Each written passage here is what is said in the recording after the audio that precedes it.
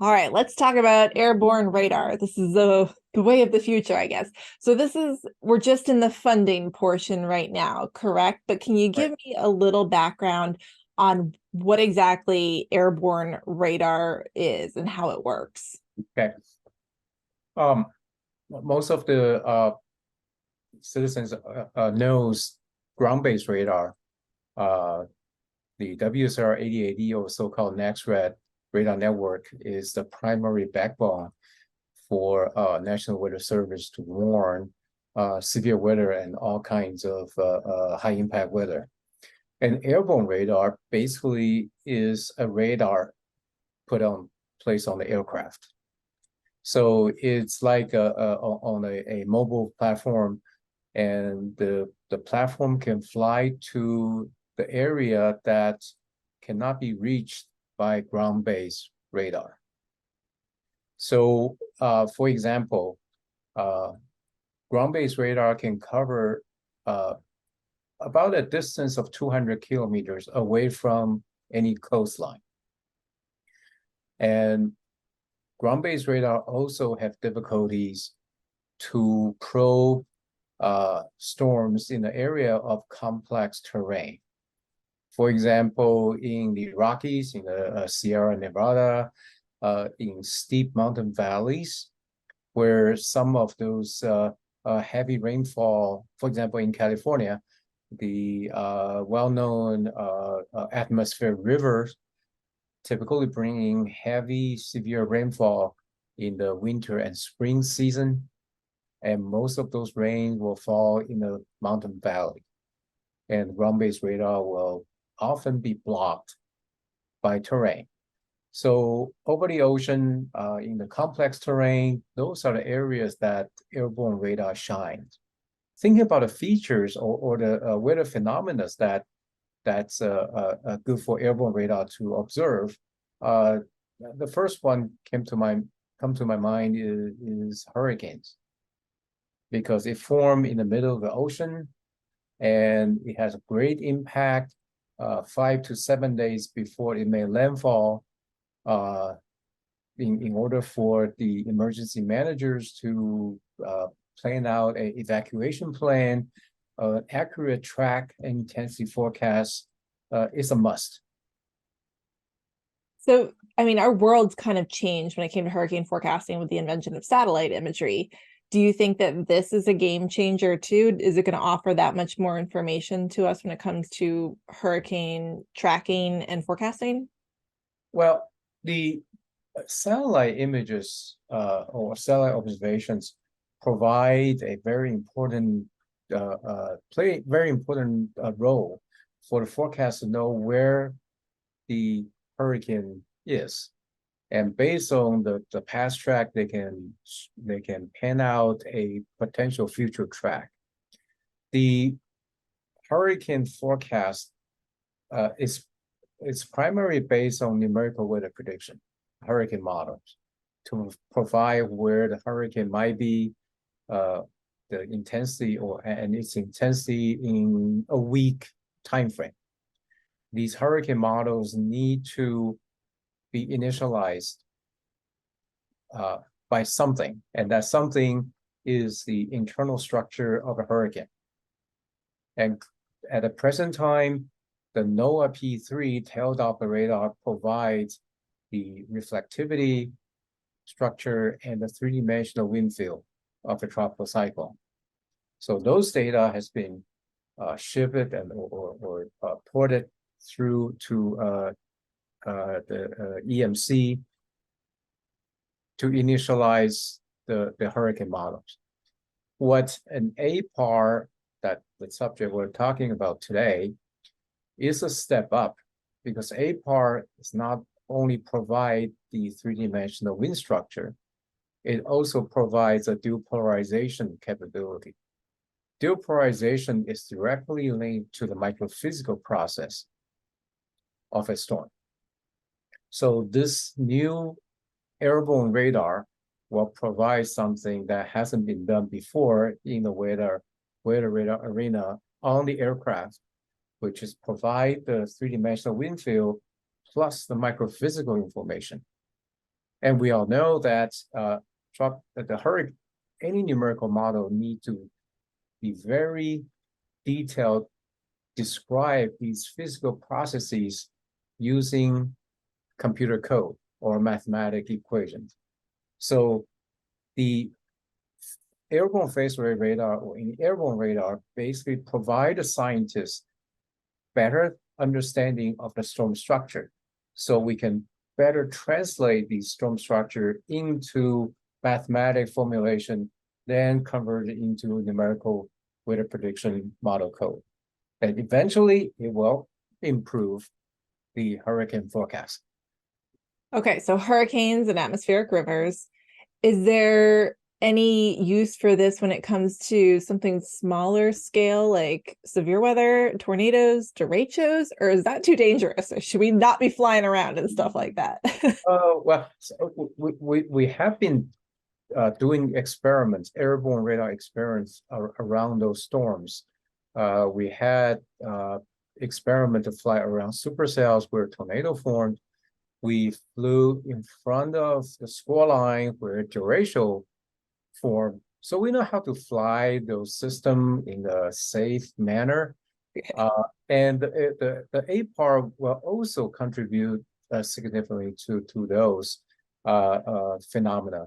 One other things that come to my mind is the tropical convections along the equator, which drive our climate system. So many of these large, very long-term or in the climate scale, like El Nino type of things, those type of features are composed of individual thunderstorms as a group. So, and those features occur deep in the ocean. So a radar on the aircraft is the best tool that we can sample those storms. Let me back up a little bit because you mentioned the function of a satellite. Most of the satellites see the top of a storm either by visible light or infrared, which can sense the temperature of top of the storm. Some of the microwave radiometer can probe into the storm, but satellite has difficulty to see the internal structure of a storm. And weather radar pretty much fill that role. So those are two different instruments if they're complementary to each other. So if we can combine all these resource platforms instrument together, it will make a great combination of a suite of instruments to help us understand those storms much, much better. All right, well, this is really exciting. Can you talk a little bit about like the logistics of what this looks like, how big it is, what kind of aircraft it goes on, and how that works? Okay, airborne phased array radar in this current design consists of 4 active electronic scanning array called AESA arrays. Each array is about 2 meters by 2 meters. In a diamond shape. So much smaller than like a traditional National Weather Service radar. Well, it is because this radar is operate at 5 centimeter wavelength, where the National Weather Radar Network operate 10 centimeter wavelengths. Okay, so in order to obtain the same type of beam width, the 5 centimeter radar antenna will be smaller than the 10 centimeter radar. Okay. The other constraint to put a radar on the aircraft is the size of the aircraft. Because on a ground-based radar on the ground, you can view the antenna as long as your pedestal can sustain. But on the aircraft, it's limited by the size of the fuselage. So that's more constrained when we design an airborne radar to consider both the radar parameter like the beam width, the wavelength, and the weight, the balance. There's a whole slew of factors that we have to consider. What type of aircraft is it? Oh, the current design is mounted on a C-130. NCAR owns operates a C-130 aircraft. So this radar is designed to mount it on a C-130. But the four panels are mounted on the outside of the aircraft on the fuselage. So this type of design has the potential to be adapted to other type of aircraft, as long as we optimize the antenna size, so we don't overwhelm the size of the fuselage. So the design can be adapted to other aircraft relatively easily. Could it be thrown on like one of the Hurricane Hunters? Hurricane Hunter P3, okay, there are two type of Hurricane Hunter. Well, NOAA P3, NOAA is in the process of considering the next generation of their aircraft fleet. And C-130 is as far as I know, is one of the possibilities. So the current APAR design can be adapted into NOAA C-130 if they choose that platform. Air Force reconnaissance aircraft, the 53rd Air Force squadron, they have about 10 C-130 aircraft routinely flying to hurricanes. So the current APAR design can also be adapted to that platform. And my understanding is both NOAA and Air Force are highly interested in the APAR development. We're building serial number 001, and hopefully that can be adapted to other C-130s to improve our hurricane reconnaissance mission. Yeah. Oh, and atmospheric rivers, because they're now flying them into atmosphere. So yeah, a little bit more bang for your buck there. I guess that would be useful. Okay, so this is just kind of in the initial stages now. You've gotten the funding. What is the timeline? I'm guessing this is something we're talking years down the road, potentially in practice? In 5 years. So the NCAR unit will need to be completed by the summer of 2028. Okay, that's not that far in the future. No, it's about 4 years and 10-ish months.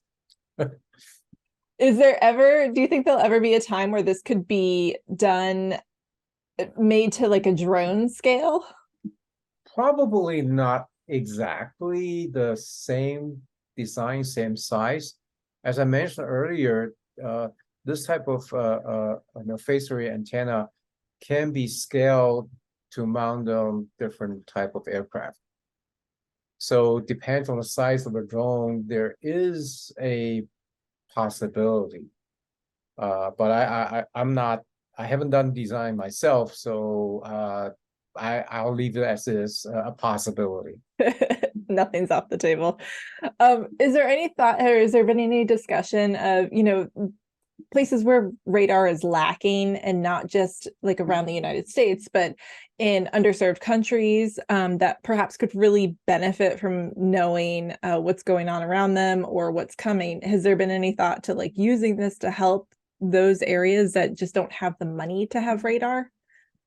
Well, one potential example is the Western Pacific, Japan, Korea, Taiwan, Philippines, the Vietnam, where they're constantly being hit by hurricanes every year along the Bay of India and East Coast, where they often get hit by cyclones, and coastal area of Australia. Okay, these countries are necessary poor countries, but they have the potential to adopt this type of measurement techniques to benefit their own for typhoon, cyclone, reconnaissance and forecast. So the potential is there. We're at this. We just start the process, and hopefully in 10-15 years we'll see a wide variety, a wide application of this phased array radar technology. It seems like it would be more cost effective rather than building a radar on site and waiting for the weather to come to you in hopes that it does. You go to the weather and you have just a limited amount of supply. It makes sense. It makes a lot of sense. You hit the major, the biggest advantage of the airborne radar is that the aircraft can fly and follow a weather system rather than waiting the system to form and pass the radar itself. So one airborne radar can serve the usefulness of one airborne radar to sample storms over land can probably be equivalent to 5 or 6 different ground-based, next-ray radar, because the area they can cover and the ability to follow a storm, it's exactly the advantage of to put a radar on the aircraft. Very cool. So I'm guessing you're doing like trials now. Is this data public? Is there any way to follow this process over the next 5 years of what you'll be learning and testing out? A very good question. We do not have, before the radar is built, we do not have real data to share. At this time, we're in the process of using simulated APAR data, where we have numerical simulation, high resolution numerical weather prediction simulation of a storm, like a supercell, a score line, or a tropical cyclone. Then we write the software, the code to fly a hypothetical aircraft through these storms, simulated storm. Then by providing the computer or the program, the radar characteristics, we can simulate what the APAR will see in a real storm or in a simulated storm.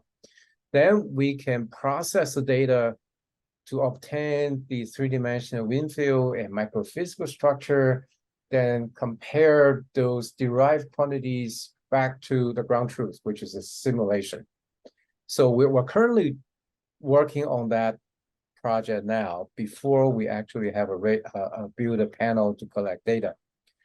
So back to your question, once APAR is built, the data, because NCAR is sponsored by the National Science Foundation. So our data, it will eventually be open to the public roughly 1 year after data is collected. Well, this is very exciting. This is the future. I'm looking forward to seeing how this all pans out. Is there anything else you want to share about the project? Can you tell me what your role is? Oh, my role, I am the chief APAR scientist, and myself and my fellow engineer Eric Lowe, two of us formulate this concept about 22 years ago. Oh, wow. Yeah, and it took a long time to convince the community and the funding agency that this is a worthwhile project, and we eventually received funding to build it. It's so exciting. Hey, thank you so much for watching. While you're here, check out some other videos you just may like.